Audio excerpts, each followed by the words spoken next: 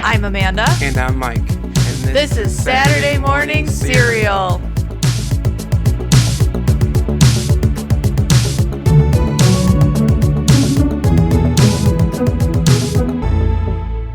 Hey guys, long time no talk.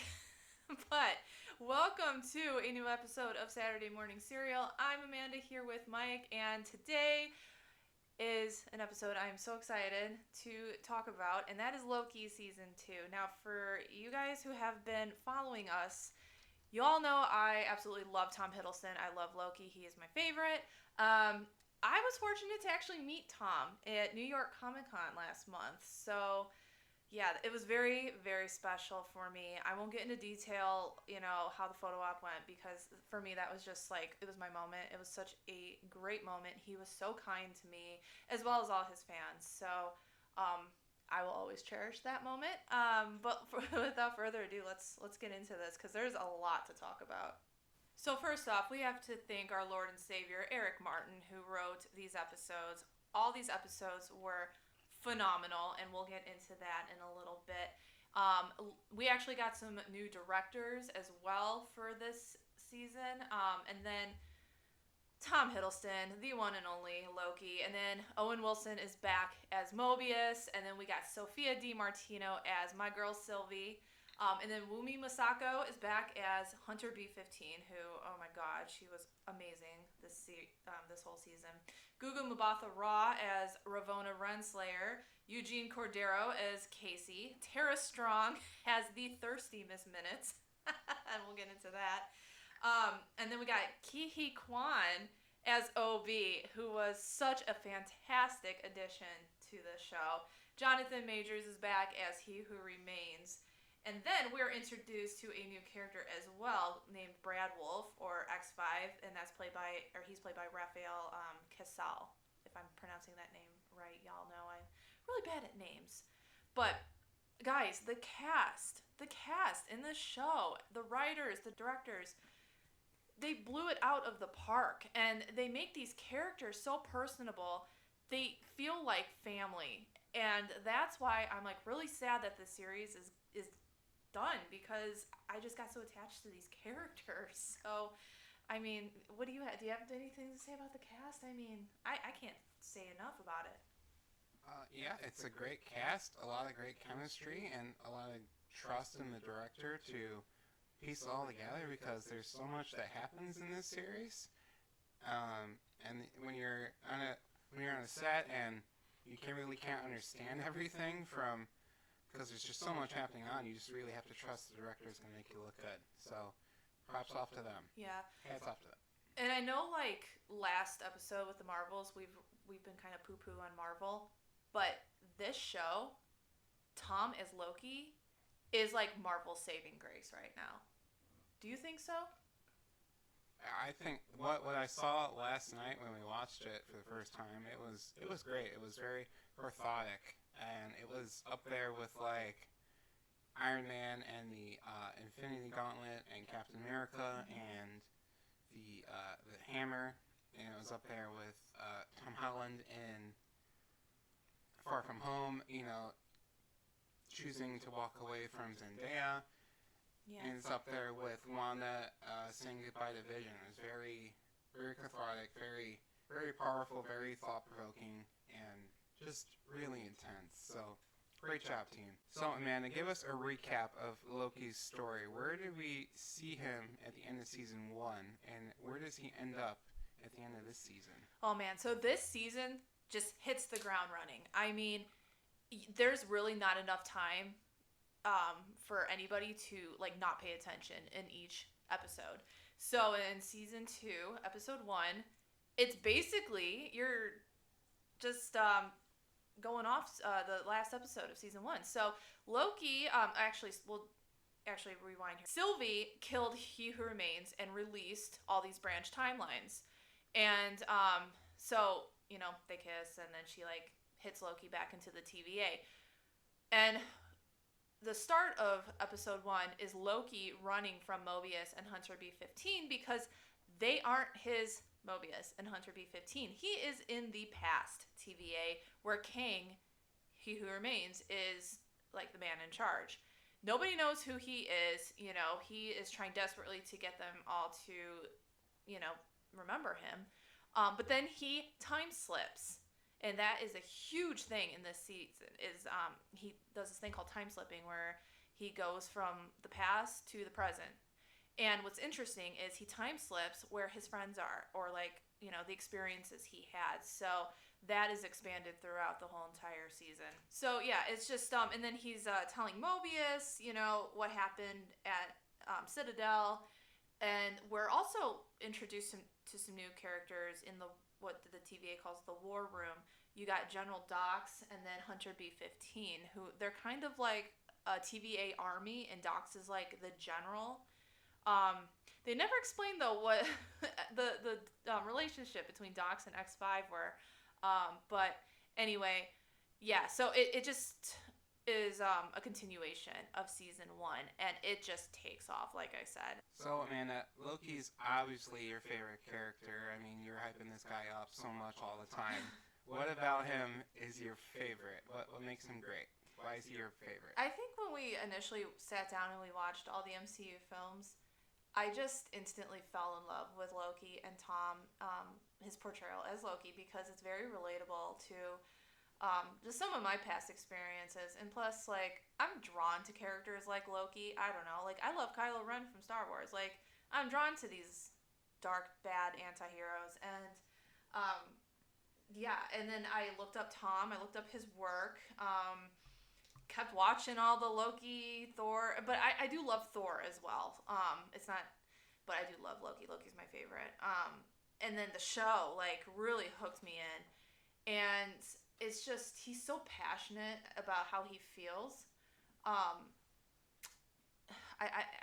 that's all I can really give. I don't know why I love him so much. I just do. He just clicks with you. Yeah. I understand. Yeah. I understand. Mike, what about why do you love Loki? I think there's always something to be said about, you know, you have the favorite child and then the not so favorite child, you know? Like, you've got Azula and Zuko, and you've got Thor and Loki, and you've got, you know, Woody and Buzz, and sometimes, you know, it's kind of a sibling thing where, you know, you're fighting over the parents' affections, and Loki is the embodiment of that, but he's also the god of mischief, and he does cause trouble, and he does get into things, but he doesn't really know himself very well. And it took up until literally, like, the last 2 or 3 scenes of the show for him to realize, like, why he does the things that he does. And it was great seeing him evolve over the course of the show, and realizing he shouldn't be the god of mischief. He should be someone else. He should write his own story. Like if you don't take charge in your own life, someone else will write your story for you. Yeah. And Loki is great because he can have these great dramatic scenes, like in this show, and then you can put him into a movie like Avengers, and he can be kind of funny sometimes too as well. So he just fits in anywhere the Marvel Universe wants to put him. It's like Tom says, Loki can play many keys on the piano. Yeah, and that's true, because he can go from being funny to serious to scary to, you know, very lovable, like, as a person, you know. That's how, and that's why I love this show, is because, God, he just has such a big arc. And he learns so much stuff about himself and how he feels. It's great. So, Amanda, does this show live up to how much you love Loki? Does it do him justice? Absolutely. I think season 1 kind of had a lack on the character, a little bit of his full potential. Season 2, he really was able to shine, and just this was the Loki I've been waiting to see. You know, I love Loki. I love Tom's portrayal of him in everything in all the MCU projects. But it was something about the show where it's Loki from the first Avengers movie, and you know he's like what L113, that's his variant, and you just see him going from being so unsure and like vulnerable in season 1, episode 1, to knowing who he is, what he has to do. and he's capable of loving people, and just it's so great. And that's what this season, it's my favorite. I can't stop thinking about it. I can't stop, like, I just want to watch it again, like from episode 1 to the finale again and again, because I just it's very, it's again, it's relatable. um yeah, and as far as like the other characters go too, we finally get to see their backstories. And you know, a character like Hunter B15, who, was great in season 1, she got more screen time in season 2. And just having them each come through was great too. Just overall, it was, you can definitely tell it was a group effort with this show. It wasn't just, Tom, it was everybody. And you can see the love and everything that, they love the characters and they just wanted to make it good. Yeah. Did you think Loki lived up to the character? I think how Marvel had established Loki and how they presented him in this final season, I think that the show uh, grew him as a character and made him a top tier like Marvel character. Like he's up there with like Robert Downey Jr. and Chris Evans, and now it's Loki. Like he's great, and my understanding of Loki and my appreciation for him really grew as the series went on, and I kind of understand like what he was meant to do, like how he fit into the Marvel universe, other than being the sneaky guy who stabs people all the time.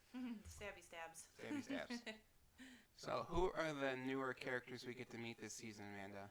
First off, we have X5, and he goes by his alias Brad, who is an actor on is it the Sacred Timeline? I think he's on? Okay. Yeah, Sacred Timeline. He is a very well-known actor, and he is like a premiere of a movie called Zaniac he's in. And he's obsessed with trying to just get back on the Sacred Timeline. Since he knows he's an actor, he's very famous. That's all he can think about. And he's very driven by that motive this whole entire season that we see him in. And then we also have General Dox as well, who, like I said, she's like a general of like some TVA army. And unfortunately, we don't get a lot of time with her. And yeah, she's just, you think she's a big bad, but she's just passionate about saving the TVA. I think she's very ignorant of what can happen or what if. She just bombs some sacred or some branch timelines without thinking.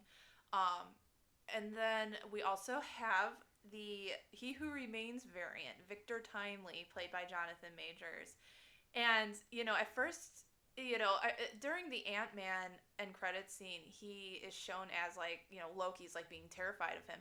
And Loki was terrified of him at first, but he is a very lovable character, actually. Like, I felt really sorry for him during some parts, and, I think Jonathan Majors, he did okay with him. Like, it wasn't the best performance I think Jonathan Majors could do, but it worked. I really did love Victor Timely. Okay, and then lastly, we have Ouroboros, played by Ke Kwan. They affectionately call him OB. And I'm telling you, he was the best addition to this show. I can't think of a better person, a better character than OB. And Ke Kwan just came off of the Everything Everywhere at Once movie. I love that movie, and I adored his character. I just wanted to give him a big hug. And for me, this was like, he played almost like the same adorable, nerdy character in this series. So I loved him. He was great. What did you think of OB? I'm not too familiar with Ke Kwan because I've never seen Goonies, and I've only seen that one Indiana Jones movie just once. So I know him mostly from Everything All at Once, and the guy just steals the show, and you're competing with like great character actors like Owen Wilson, and you got Tom Hiddleston over there who's been playing the character for 13 plus years, I think, and he shows up and he's stealing every scene, and he's just so energetic and so peppy, and it's so crazy how well he plays this role. What about Victor Timely? What did you think of him? I felt he was really great. He's definitely not as great as He Who Remains as a performance is, but I could see a lot of Doc Brown in there. And I love, of course, Back to the Future. So I love all the Back to the Future references this season. And Victor Timely, it's cool because he was really smart and he could do all these great things, but he was just kind of held behind by the time that he lived in, and he kind of got like a boost from himself in the future from He Who Remains, and he became this master level inventor. But he was so scared all the time. He always was afraid for his life or for the lives of other people. So I was entertained by him. I think another breakout performance as well is Tara Strong as Ms. Minutes. We didn't get a lot of time with Ms. Minutes. I mean, we did in season 1, but we just saw her as this, like, artificial intelligence, like, mascot for the TVA. But in this season, she takes, like, matters into her own little AI hands. Like, she's crazy. And the range on Tara Strong with that was so good, like, voice acting-wise. I was very impressed with Ms. Minutes. Yeah, I mean, when you get these voice actors who can do all sorts of different voices, but then they also have the acting chops to do whatever type of scene that you call for from them, and they combine both, and you get Miss Minutes, who can be very threatening in one scene, and then the other scene she can be kind of cute, thirsty. Oh yeah, that too. Great range by the voice acting on Tara Strong. She of course is a legend in that community. So. And then the animators, of course, you can't figure out them animating Miss Minutes on top of everything, compositing her. So. I really liked how when they went back to, you know, the 1800s, the Chicago World's Fair or whatever, and they animated her in the black and white. It was kind of like a nod to like Steamboat Willie. I thought that was really cool, because Renslayer was like, you know, you're not blending in, and then she changes to like a very old school cartoon. And you can't forget like the other work that the other actors have to put in to make her believable. Like, they have to react to essentially nothing on set. Yeah. And pretend it's a cartoon clock. So, props off to the other actors as well. Yeah. So, Loki, at the end of this show, essentially becomes the god of stories. He ceases to be the god of mischief, and he becomes the role that he was meant to be his whole life. What does that mean? And do you think that this was what He Who Remains intended to happen for Loki, or do you think Loki sees his own destiny? Okay, buckle up here, guys. So, all right. I figured this would happen. I have the comic series. It's called Loki, Agent of Asgard. I really recommend you guys to read that comic after watching this show. So, Loki in the comic, obviously it's a lot different than the show, but he basically doesn't like the way he's being written, and he's like, I need to change some of this, and he kind of breaks the fourth wall a little bit in the comics, but in the end, he becomes Loki, God of Stories, and that's what, I think that's what we are going to call him, is Loki, God of Stories. I saw an article that was like, oh, you know, Loki is no longer the god of mischief. And I was like, what? You know, and then, yeah, he's the god of stories now. And now a lot of people are speculating he is a Loki, God, I think it's Avengers Prime. I think that's the name. Or Avenger Prime or whatever. Because he might assemble the Avengers in Secret Wars. That is just a theory. It's not, you know, anything set in stone yet. But, yes, I think He Who Remains carved out this path for Loki L113, and he kind of explains it when he has a one-on-one with Loki in the season finale. If you watch season 1, that finale, episode 6 of season 1, he explains what happens because he's old. He's like, I don't look old, but I'm old. I need to retire, blah, blah, blah. I want to leave the TVA and the Sacred Timeline in good hands. And he makes it sound like it's Loki and Sylvie, but Sylvie is just so motivated to kill him that, like, Loki would have no choice but to kill Sylvie in order to save the Sacred Timeline ultimately. But he won't have any of that. So that is why Loki went with this route, because, you know, and that's what's so great is, God, that ending was amazing. We'll get to that later. But so he who remains and Loki sit down and have a chat, and he who remains is like, you can't do this, but you can do that. But Loki won't have that. He's like, no, I'm gonna try to do things my way, and I think in the end, he who remains knew what happened during the whole entire season 2. Because he's like, so the temporal loom melted down? Yeah, okay. Like, he knew. Um, but I think this was his path all along. Yeah, I can't say where that, like, clicked with He Who Remains. I would say, Loki picked up the Tesseract and peaced out. I don't know if that was planned. I don't know when that happened, but I do know at the end of the day, this was what He Who Remains wanted all along. Because if you also look, Loki walks into a ruined citadel, and, the throne of He Who Remains, Loki makes it into his own. His horns are He Who Remains' like tempad pattern. It's very He Who Remains, and he even has like the loafers, which I'm like, at least he's in his comfy clothes, right? He ain't going anywhere. Yeah. So, in the end, I think it's, if you read the comic, Loki, Agent of Asgard, and then just rewatch that season finale and really pay attention to what He Who Remains and Loki are talking about, the connection's there. I think that He Who Remains wanted Loki to basically kill Sylvie and work alone by himself, because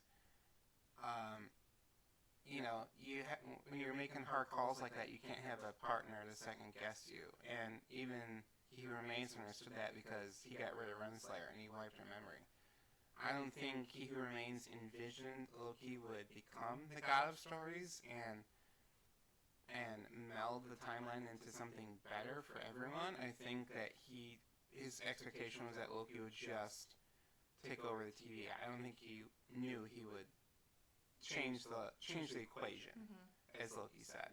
Yeah, like, he knew Loki was the one, but he didn't anticipate Loki to go off on his own and completely change it. Yeah.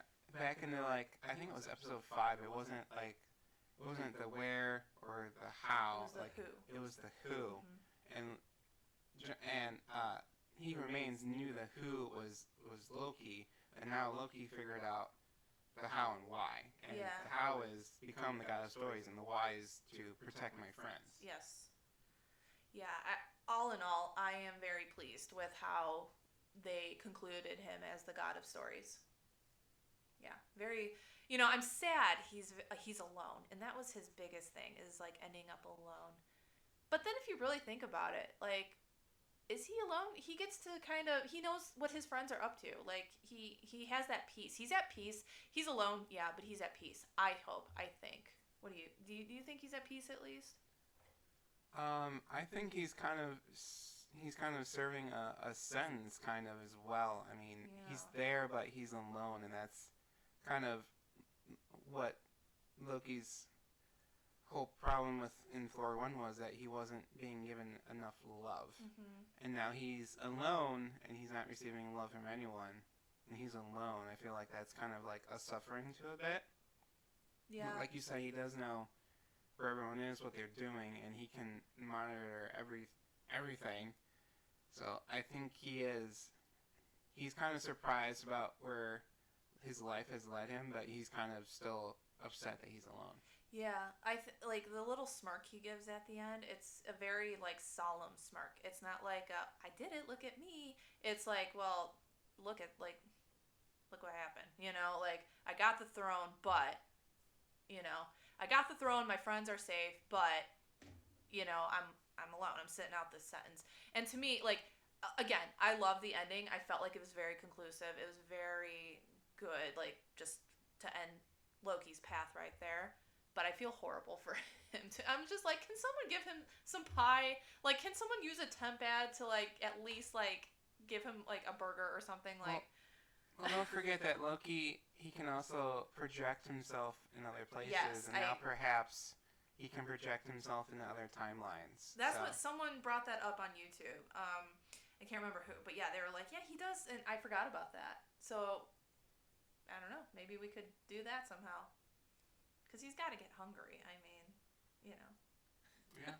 So, Mike, many other Disney Plus shows have stumbled to finding their footing as they are not run by a showrunner but a director. So, what makes Loki work from behind the scenes as an exemplary series? And you're a director yourself, so, you know, you can kind of, like, you know more about this stuff than I do. Well, a director is typically in charge of a movie or an episode of television. And when you're a director working on television, you have to report to the showrunner. And television is usually a writer's medium. So the showrunner is basically a head writer, and they also have directing experience, so they know to keep every episode in line with what they establish in the pilot. So Marvel doesn't have showrunners. They just hire directors, and sometimes the directors will come in and they'll direct every episode, and sometimes they'll direct just a few episodes. So I want to say the secret sauce and what makes Loki work is probably Tom Hiddleston as an executive producer. Probably his love of this character and him wanting to go out on such a positive note as the character led to him really taking charge. I don't know if whoever was directing the first season, if they made like a series Bible for what was going to happen, or if Kevin Feige knew all along. But my guess it was probably Tom and probably some of the Marvel executives and the director from the first season really mapping out the whole series from the start and deciding it would be, however many episodes divided into 2 seasons. Yeah, and I was going to say something, like in the Marvels episode, how Tom really loves Loki, but, I feel like Marvel respects Tom enough to give him and trust him with the job of making sure, like, this character is what the fans want. And that you don't get a lot of that with these actors with their roles. And I feel like these newer ones, these newer movies, these newer shows, that you don't have that passion behind the character as Tom has with Loki. Or even like Chris Hemsworth has with Thor, like even Chris Evans with Cap, like that I don't know how to explain it. They understand the weight of their character and what it means to people, that they get it. They embody that character for them. They get it, yeah.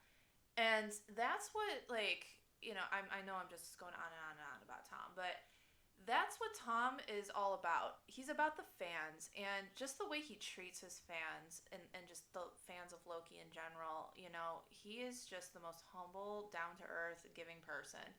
And it shows in his performance as Loki. And, it's so nice. Like, I don't know how else to say it, but it's great.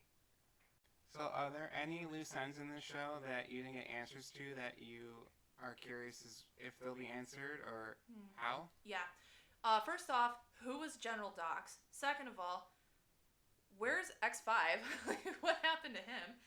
Third, what were their relationship? Because in the first episode, they had that, like, they had their heads together. And even Hunter B-15 was, like, speaking for the audience when we were like, what the hell is this? But so that was that. Another thing that I was kind of left unsatisfied with is Sylvie. And I felt like Sylvie was kind of shoved aside as more of a, she was just kind of like a feral cat this whole season. It's very clear that Loki loves her still. He has feelings for her, but, he's a gentleman, and, he just kind of stepped back and let her come to him. And she never really did, so I felt like that relationship build-up from season 1 wasn't there in season 2, which is really, it's like a shame, because, they had great chemistry in season 1, and then in season 2, it was just, like, one-sided. I was kind of hoping at the end that Loki, or Sylvie would use He Who Remains' temp pad that she still has, and be able to, like, go visit Loki, you know? Like, because when she walks away from Mobius, she's kind of smirking, and I'm like, ooh, is she gonna go visit Loki? No, you know, she's just gonna go live her life. And ultimately, that's what Loki wanted, was her to be okay in the end, and that's a very beautiful thing, that he just wanted her to be able to live her life on the timelines without any stress, no more apocalypses. But I felt like the way she was written this season, like, I felt like they took all that and they just, like, ignored everything that they accomplished in season one. Like, their Nexus event, like, that was a big deal in season one. That was, like, a turning point. Um, yeah, I felt like that was a big, big thing. What about you? Yeah, like Sylvie's Nexus event, we never found out what that was, and then the Nexus point you're talking about, where they basically fell in love on the Mentis, still didn't make any sense to me because it was on an apocalypse, and they were both gonna die anyway. So what did it matter what they would do? How would it affect the timeline? And then the whole thing with like the mutiny, and then wherever Renslayer ended up, and yeah, lots of loose ends on the show for me. Yeah, Renslayer. Did Eliath get her? We don't know if that was Eliath. Maybe it was like I was telling you, Loki might have created his own little thing. Maybe, you know, it could be Eliath, but it's Loki's Eliath. Like, I don't know what got her. I mean, I'm pretty sure I heard Eliath. It probably was. And she looked pretty scared. Yeah, good. Yeah. Yeah, it just... I feel like we just needed some more explanations with Sylvie, because they just introduced her as this very strong character in season one. Very good counterpart to Loki. And she just wasn't used to her full potential in this. And I'm not saying, like, Sophia did a bad job. She did not. Sophia, you know, knocked it out of the park given what she was given. Yeah. So, speaking of loose ends, we're talking about a bunch of characters who didn't get proper endings. Do you think that these characters could potentially show up again, perhaps in Deadpool 3 or Secret Wars or King Dynasty, or even something crazy like another Marvel movie that hasn't been announced yet? So, okay, Tom was on Jimmy Fallon last night, so we'll get to that in a second. Initially, when I was doing some research after I watched the finale, and I think it has been confirmed that we might be seeing Mobius and Miss Minutes in Deadpool 3, because the TVA, they're going to show up in Deadpool 3, which will be very interesting to see. One thing to note is that the TVA is run by Loki now. At the end, in the finale, you see all the posters are the tree of... I don't even know how to pronounce it, but it's the Norse... like mythology tree of life. Yeah. It connects heaven, hell, or Hala, hell, or I'm sorry, Valhalla, hell, and everything in between. And that's what Loki is. He built. So it's Loki's TVA. It's Loki's life. You know, like we're living in Loki's world. You know. So this will be interesting knowing that going forward that the sacred timeline and all these branch timelines are run by Loki. Now Tom. Another thing I read too was that Loki could potentially form the Avengers, and that's what he gets. Like, I think it's like Loki Prime or Avengers Prime. I can't remember the name. So there's that. There, you know, we can always keep that in the back of our heads that Loki is still here. He is watching us. Now, fast forward though to last night. Tom was on, and he did say, he's like, it was a conclusion to the series and the past 14 years of me as Loki. I think he might very well could be done with Loki. But we don't know. I've learned not to read too much into when Tom's like, no, because... You know, what was the last time? Oh, that's the last we've seen of Loki. I know, yeah. It's kind of his thing. Yeah. I think that Loki will definitely show up again in a smaller role, or perhaps in just a big one-time role.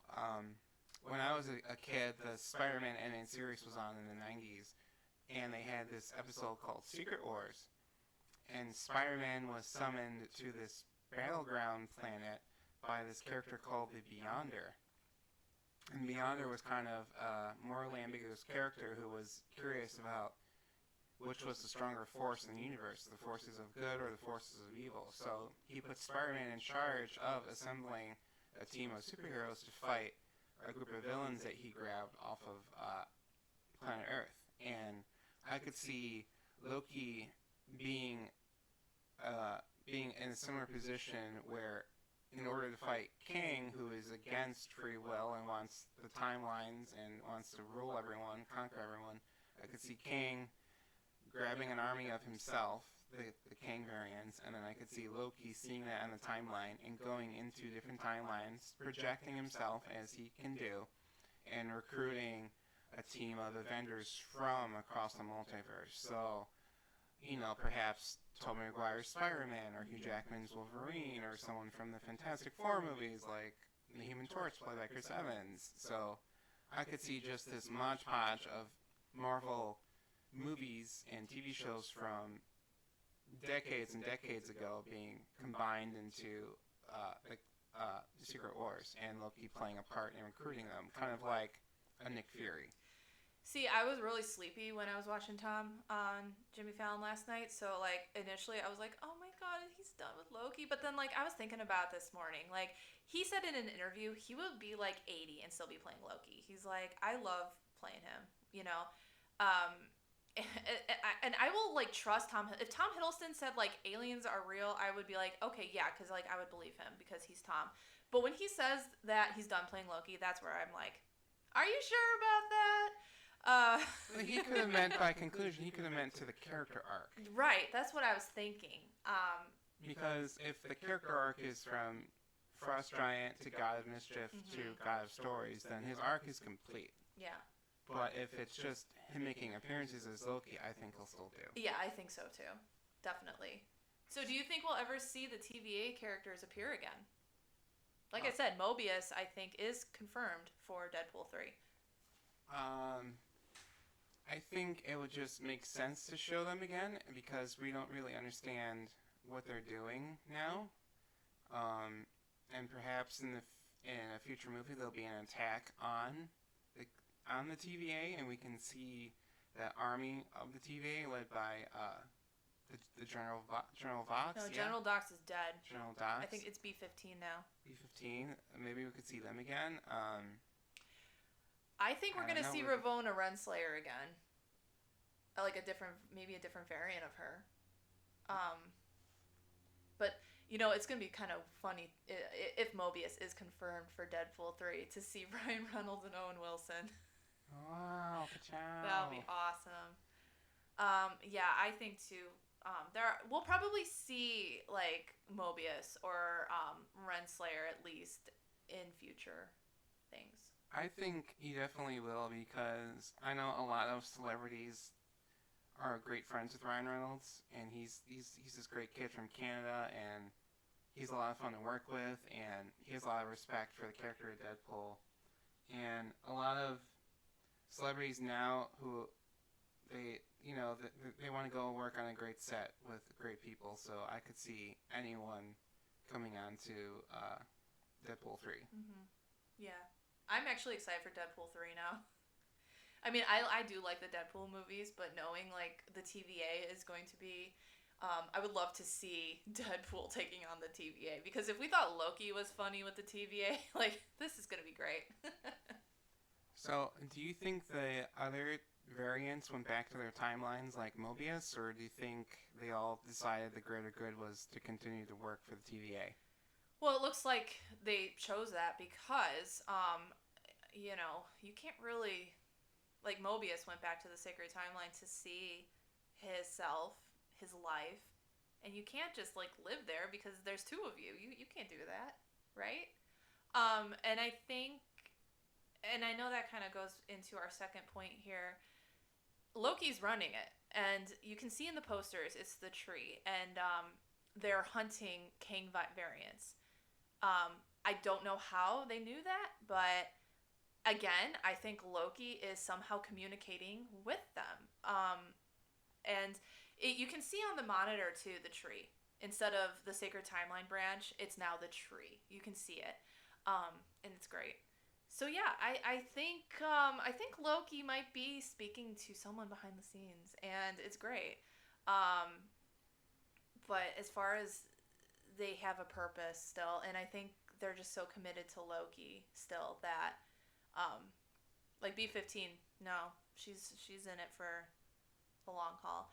But Mobius was just curious at the end. I don't think he would just leave the TVA.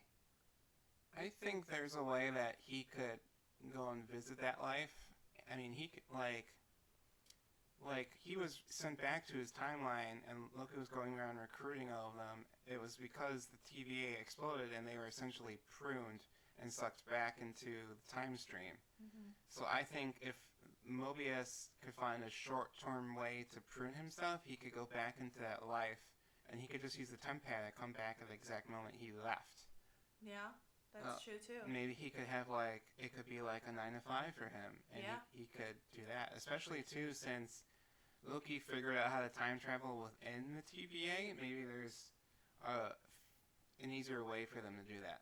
That's what I was saying too. Like the TVA workers, they could have that as like a 9 to 5 job and then go home. Like the ones that know that it's all fake.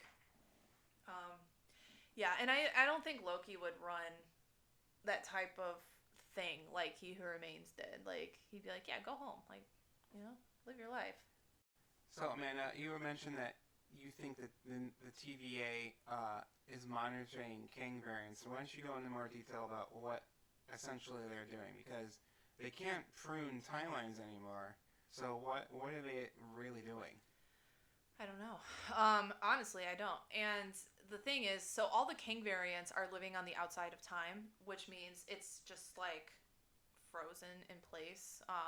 You see Loki do that when he goes to talk to Sylvie, essentially saying goodbye to her, or asking for advice. I don't know what that was, but yeah, they're living outside of time, and you don't know where they're gonna show up.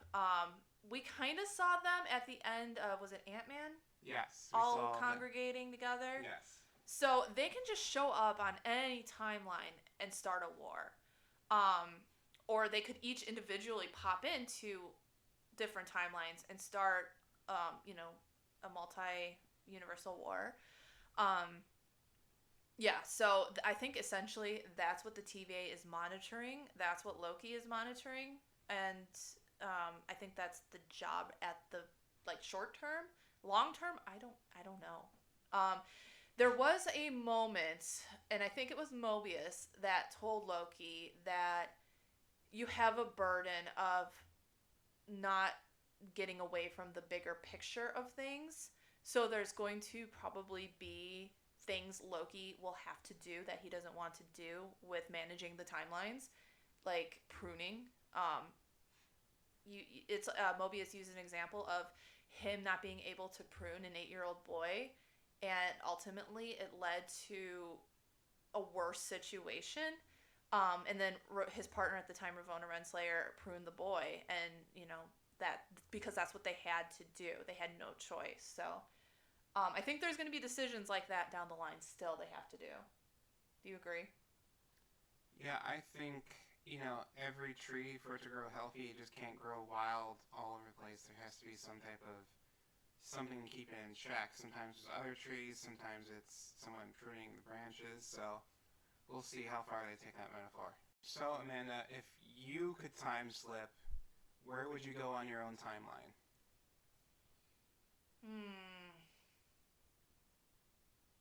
Probably back to 1999. I say that all the time. Because for me, that was like peak Amanda. Like Pokemon, Britney, NSYNC, Backstreet Boys, colorful Lisa Frank things, body glitter from Bath and Body. Like the simple times, Like I hated school, but it was manageable because we had all these great things that I felt like we underappreciated at the time. And now I'm like, I'm on those 90s nostalgic TikToks and Instagrams, and I'm just like, oh, I miss that so much. Like, I took that whole time period for granted. Basically, the time before, maybe between the age of 5 and, before 9/11 happened. Yeah, like that time Shrek came out, and then before 9/11. It was like 160 days of pure bliss, That's right? Yeah, exactly. Pokemon card trading. playing your Game Boy. Like, that was my life. I loved it. And, like, it was, I don't know. I don't know how to explain it. It was just amazing. Go back in your life before responsibility, yeah? Mm-hmm. But you would have all of the knowledge you have now, and then you would be constricted to the body of a 10-year-old, and then you would still have to go to school and stuff. Like, that doesn't sound fun. I wouldn't ever want to go back to school for anything. No, me too. Like, especially the, like, grade school, high school. Like, no thanks. No, not middle school. Mm-mm.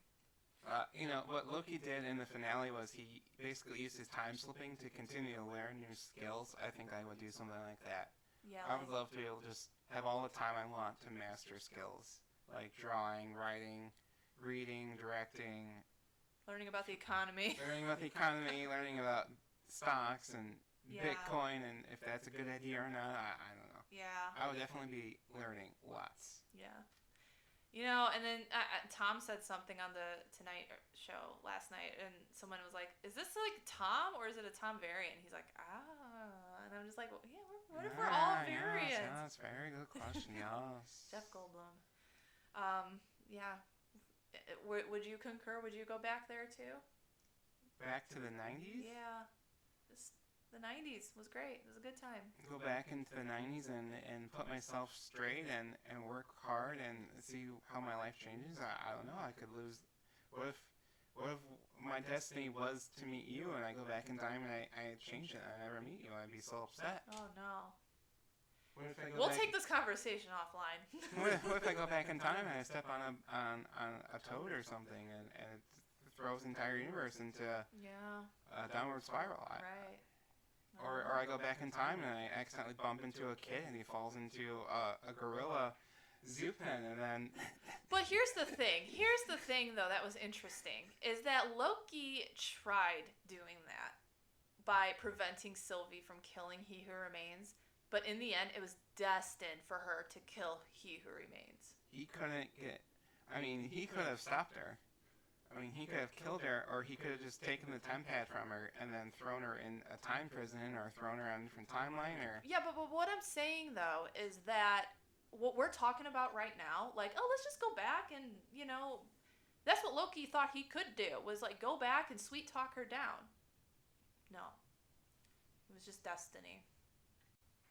So, Amanda, despite the huge success he's had at the box office and how he's become the new It Man, Jonathan Majors is in a lot of legal trouble, and he unfortunately might face time in prison, or he might just be a huge liability for studios, and he is tied to the center of the Marvel Cinematic Universe right now. So what would you do about Jonathan Majors if you were in charge at Marvel?